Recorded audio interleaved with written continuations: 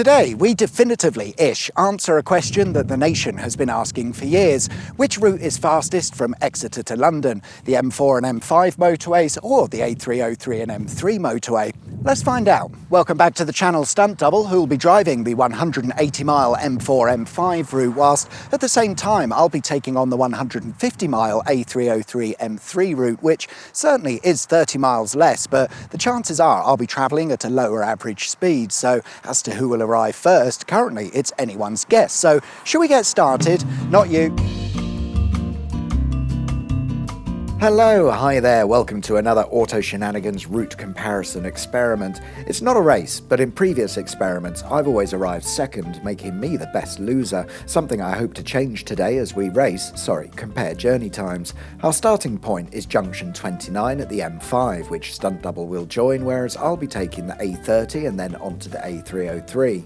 Okay, 150 miles, off we go. It is 10 past 8 on a Wednesday morning. I've no idea how this is going to work out, but in a few hours we'll find out. I've definitely got a shorter distance to travel. However, my route consists of a mix of fast dual carriageways and slow single carriageway roads where I am very likely to get stuck behind a tractor or something. By comparison, Stunt Double has it easy, just sit on the M5 and M4 for a bit and arrive, but his journey isn't without possible hazards. I'm thinking the M5 around Avonmouth and Bristol will be slow, and it won't take much more than a vehicle breakdown to bring the entire M4 to a standstill. I can only hope, really. I'm just coming up to Honiton, which has a lovely dual carriageway bypass, but at the end it goes down to a slower single lane carriageway road, and then I've got about 20 miles or so before we find the next section of dual carriageway.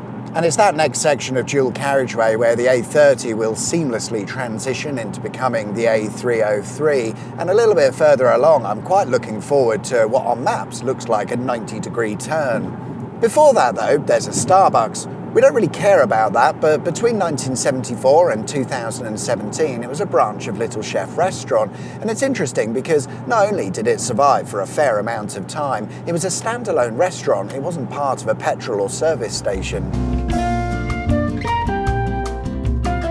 5 miles up the road and you pass what is now a Brightside diner. It wasn't a Little Chef in previous years, but it sort of was, and it's quite funny actually. It used to be home to the Newcott Chef restaurant, and wouldn't you say it looks remarkably similar to another roadside diner chain? It was completely intentional by the owner, and they went as far as installing what I consider to be Little Chef's signature mini milk lampposts. Little Chef did sue the site owner, but nothing came of it, and no one cares anyway because none of the restaurants exist today. 90-degree turn. Whee! Meow. Scoop, scoop, scoop. Crashing. Checking in on Stunt Double, and there isn't anything to report at the moment. The M5 seems to have been kind as he makes his way past Taunton, but it's still early days. There's plenty of opportunity for things to go wrong, and I remain optimistic that I'll win our not a race but experiment. Especially because finally I've made it to the next dual carriageway section, so I can make some progress. But only for a bit, because whilst there are some great separated junctions, some idiot thought it would be a great idea to put a roundabout right in the middle of what was an old Roman road, so a near perfectly straight road. More silliness can be found a little bit further up at the Podimore roundabout. Notice how space has been left between the carriageways for the addition of a flyover or an underpass. Now consider to the east of the roundabout is a new dual carriageway that was built but a couple of years ago, and that's lovely, but why didn't you build the flyover at the roundabout whilst you were there? The roundabout sort of makes a new dual carriageway completely pointless, and since space was left to upgrade at a later stage, why didn't you upgrade? After an hour or so of trouble-free motoring, Stunt Double is nearing junction 20, where things are about to go very wrong.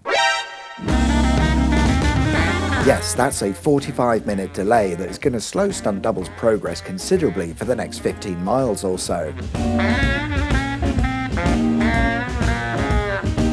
Half an hour passes and Stunt Double is still sat in traffic between junctions 20 and 19, but at least there's a nice view from the Winholt Viaduct. Little did I know that this delay put me firmly in the lead, but that doesn't mean I don't have my own problems to deal with.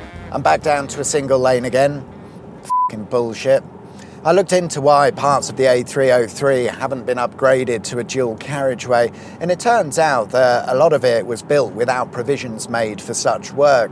It's quite common for roads to be built with space either side for an extra lane or an upgrade to be added at a later stage, but with the A303, that's not the case. Not that you can't upgrade it, of course, anything is possible, but it's much more work, hassle and cost that nobody seems to be in a rush to do. Still, it could be worse.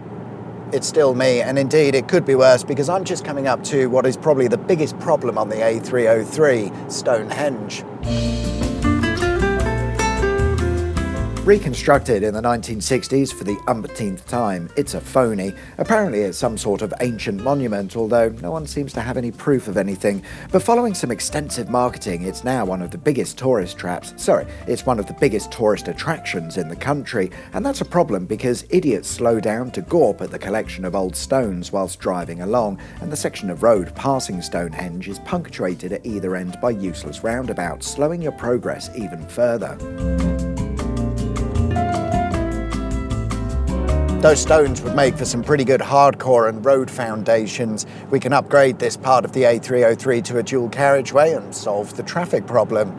Just saying. Still, good news, once we get past Stonehenge after the next roundabout, it's a dual carriageway and then straight onto motorways. So from here, there's going to be no more messing around and I can finally put my foot down.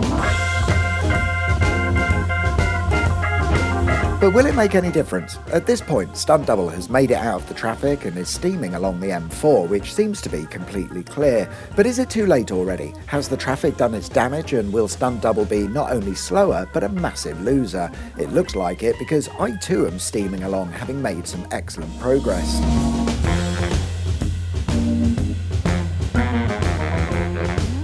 I'm just coming up to the end of the A303 and I'll shortly be joining the M3, so from here it'll be motorway versus motorway, and it's time to reveal my secret weapon, the M25. Both Stunt Double and I will need to drive down the M25 for about 5 miles or so in order to reach the end point, but by sending him down the M4, he's going to have to drive past Heathrow Airport, which, as we all know, is a massive pain in the arse, and I'm counting on the traffic for him being completely shite, whereas we shouldn't have any problems of the sort.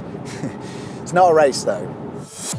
Latest update on the roads and public transport then. So we've got a few things that will slow your journey. We've got a lorry on fire that's closed the M3 London bound from junction 4 at Camberley to junction 3, the Lightwater turning. A diversion is in place.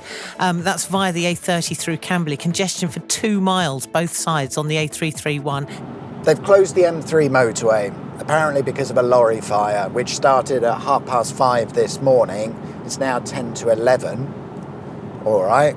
I've got no choice but to divert off the motorway and around the problem. So my plan is to come off where appropriate, and I'll simply rejoin the M3 a little bit further up and we'll carry on with the experiment. This does mean I might not win the race, but it's not a race, so it doesn't matter. It absolutely is a race, and the motorway closure means Stunt Double has closed the gap between us and is now quickly heading towards pole position whilst I faff about with diversion routes.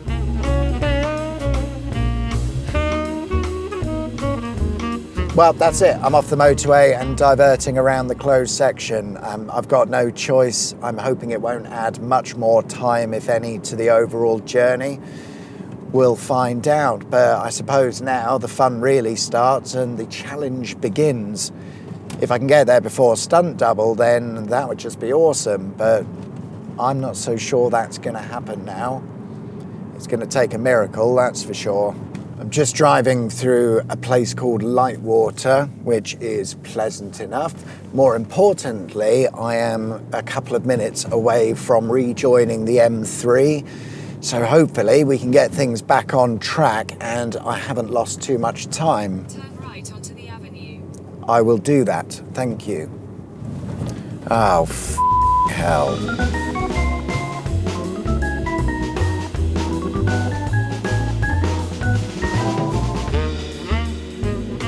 Things seem to be going from bad to worse, but for Stunt Double, not the case, as he heads past Reading on the M4 whilst getting dangerously close to overtaking me. But if I can just get onto the M3 without any problems, I might just be able to maintain the lead.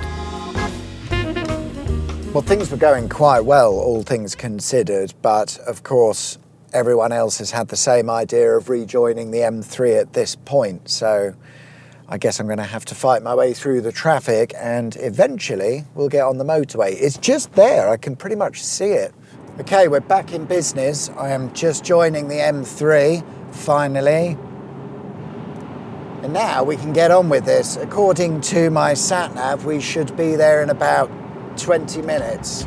Sounds great, but unbeknown to me was that Stunt Double had moved into first place by only a few minutes, meaning it's going to come down to the M25 and my secret weapon of forcing Stunt Double past Heathrow Airport to slow him down. Did it work? No. I'm just coming off at junction 13 of the M25, and if I see Stunt Double coming around this roundabout, I'll be very annoyed. It's about a mile or so to the finish line / car park, and now I'm off the motorway. I suppose our positions are set. Someone's getting there first. I just don't know at this moment in time whether it'll be me. Probably not.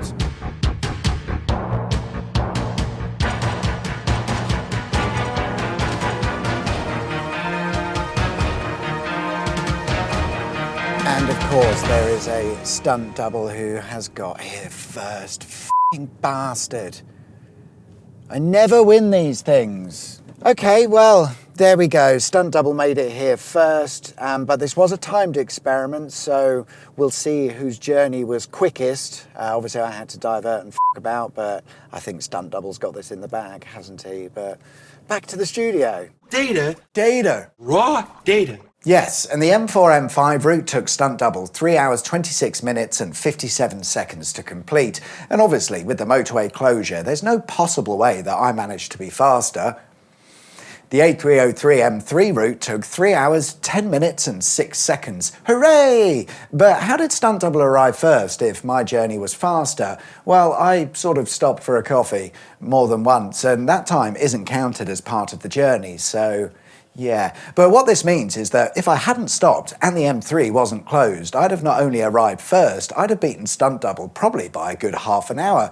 In any case, I definitely didn't win the race, but we can safely conclude that if you want to get from Exeter to London, you're best off taking the A303. Thank you very much for watching. Like and subscribe if you haven't already, and I'll see you guys next time. Take care. Bye-bye.